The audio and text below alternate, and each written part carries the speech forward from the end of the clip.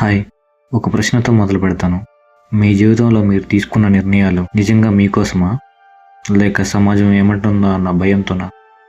ఉద్యోగం కావచ్చు, వివాహం కావచ్చు, జీవన శైలి కావచ్చు. చాలామంది జీవితాలు తమ ఇష్టాల ప్రకారం కాదు, సమాజం వేసిన టైం టేబుల్ ప్రకారమే నడుస్తున్నాయి. ఈ వీడియో మీరు చూస్తున్నారంటే మీ గుండెల్లో చెప్పలేని భారం ఒకటి దాచుకుని ఉన్నారు అని అనిపిస్తుంది. సమాజం మనతో నేరుగా మాట్లాడదు, అది మాటలతో కాదు, ఒత్తిడితో మాట్లాడుతుంది. ఈ వయసులో ఇది చెయ్యాలి అని అంటుంది. అంటే నీ పరిస్థితి ఏమిటి, నీ ఆర్థిక స్థితి ఏమిటి, నీ మనసు ఎలా ఉంది అనే ప్రశ్నలు అవసరం లేదన్నమాట. ఒక నిర్ణీత గడువు మన మీద రుద్దుతుంది. నీకు ఇంకా స్పష్టత రాకపోయినా, ఇంకా స్థిరత్వం లేకపోయినా, లోపల భయం ఉన్నా అవన్నీ పక్కన పెట్టి ముందుకెళ్ళమంటుంది. మీ బ్యాచ్లో అందరూ సెటిల్ అయిపోయారు అనే మాట వినగానే మనసులో ఏదో విరిగిపోతుంది. అది ఒక సాధారణ వాక్యం కాదు, అది ఒక మానసిక ఆయుధం. ఆ మాట తర్వాత మన జీవితం మనకు కనిపించదు, ఇతరుల జీవితాలు మాత్రమే కనిపిస్తాయి. వాళ్ళ ఫోటోలు, వాళ్ళ నవ్వులు, వాళ్ళ విజయ కథలు చూసి మన జీవితం చిన్నదిగా అనిపిస్తుంది, మన జీవితం అర్థం లేనట్టుగా అనిపిస్తుంది. కానీ ఆ సమాజం ఎప్పుడు చెప్పదు వాళ్ళ లోపల ఎంత ఒత్తిడిలో ఉన్నారో, వారి విజయానికి ఎంత మూల్యం చెల్లించారో, జీవితంలో ఏమేమి కోల్పోయారు, ఇంకా ఎంత ఆలస్యం అని అడిగే మాట ఒక ప్రశ్న కాదు, అది మనలో భయాన్ని నాటే వాక్యం.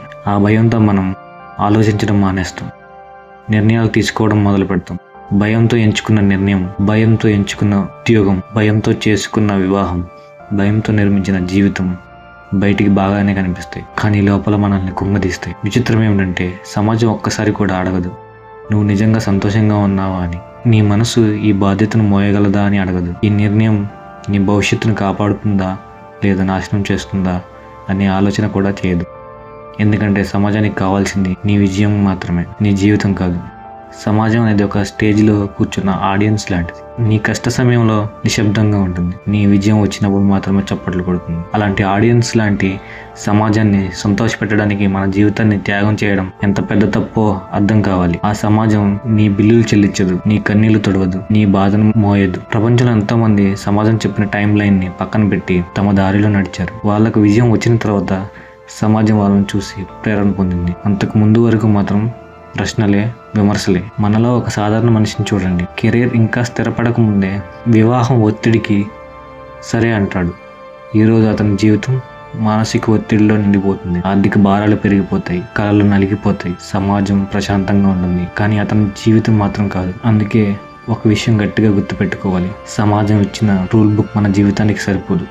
మన జీవితానికి మన నియమాలే అవసరం. ఆలస్యం నేరం కాదు, తప్పు నిర్ణయమే నేరం. అందరికీ వివరణలు ఇవ్వడం ఆపేయాలి, నిశ్శబ్దంగా ఎదగాలి, మాటలతో కాదు మార్పుతో సమాధానం చెప్పాలి. నువ్వు మారితే నీ జీవితమే కాదు, నీ చుట్టూ ఉన్న ప్రపంచం కూడా మారుతుంది. చివరిగా ఒకటి గుర్తుపెట్టుకోండి, సమాజం ఒత్తిడి నిన్ను విజయవంతుని చేయదు, నీ ధైర్యమైన నిర్ణయాలే నిన్ను ముందుకు తీసుకెళ్తాయి. ఆలస్యంగా గెలిచినా పర్వాలేదు, కానీ నీలా కాకుండా గెలవకు.